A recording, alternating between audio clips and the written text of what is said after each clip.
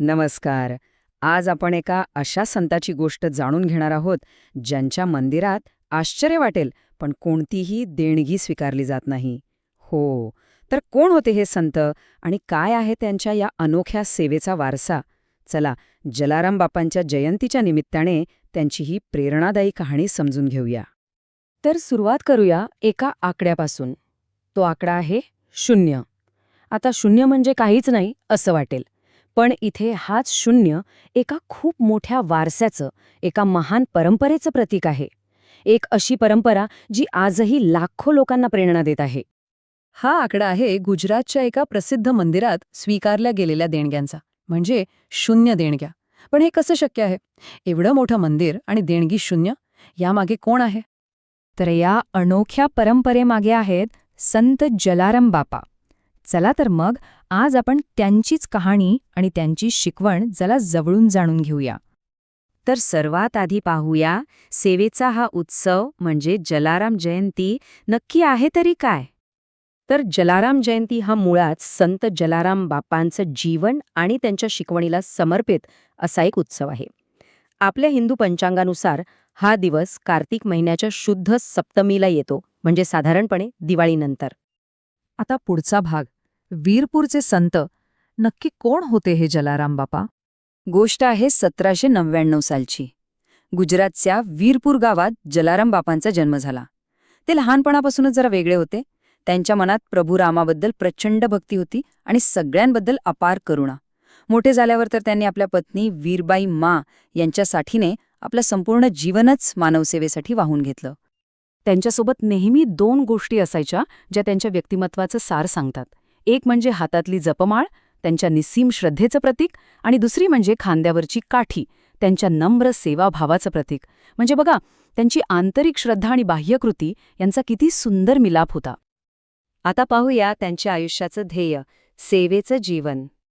त्यांची सगळ्यात महत्त्वाची शिकवण कोणती असेल तर ही, सेवा हाच धर्म. त्यांच्यासाठी माणसांची सेवा करणं हेच देवाची सेवा करण्यासारखं होतं. हे एकच वाक्य त्यांच्या संपूर्ण कार्याचा पाया आहे असं म्हणायला हरकत नाही. पण मग सेवा म्हणजे नेमकं काय? तर त्यांच्यासाठी सेवा म्हणजे असं काम ज्याच्या बदल्यात कोणत्याही फळाची किंवा मोबदल्याची अपेक्षा नसते. अगदी निस्वार्थपणे केलेलं कार्य हीच त्यांच्यासाठी धर्माची साधी सोपी व्याख्या होती. आणि ही शिकवण फक्त शब्दांपुरती मर्यादित नव्हती. ते आणि त्यांच्या पत्नी वीरबाई मा रोजच्या रोज भुकेल्यांना अन्नदान करायचे. असं म्हणतात की त्यांच्या स्वयंपाकघरातलं अन्नधान्य कधीच संपलं नाही. एक दैवी चमत्कारच जणू. त्यांनी सुरू केलेलं सदाव्रत आजही, इतक्या वर्षांनंतरही अविरतपणे गरजूंची भूक भागवत आहे. आता वळूया पुढच्या भागाकडे. हा दिवस आजच्या काळात कसा साजरा केला जातो? त्यांच्या करुणेचा वारसा कसा जपला जातो? जलाराम जयंतीच्या दिवशी ना प्रामुख्याने 4 गोष्टी दिसतात. मंदिरांमध्ये प्रार्थना आणि भजनं होतात.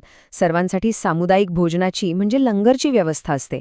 भाविक स्वतः पुढे येऊन सेवा करतात, अन्नदान करतात आणि सगळीकडे जय जलारामचा जयघोष घुमत असतो.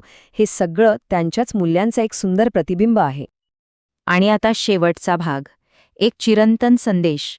त्यांच्या कार्याचा प्रभाव फक्त वीरपूरपुरता मर्यादित राहिला नाही, तो कसा पसरला ते पाहूया. वीरपूरमधलं त्यांचं ते साधंसं घर आज एका भव्य मंदिरात रूपांतरित झालं आहे. पण हे फक्त एक प्रार्थनास्थळ नाहीये, तर ते सेवेचं एक जिवंत केंद्र बनलं आहे, जे आजही हजारो लोकांना प्रेरणा देत आहे.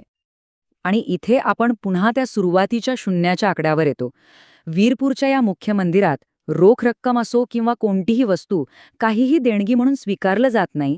हे मंदिर चालतं ते फक्त आणि फक्त सेवेच्या तत्वावर. विचार करा, हाच तर आहे जलाराम बापांचा खरा, जिवंत वारसा.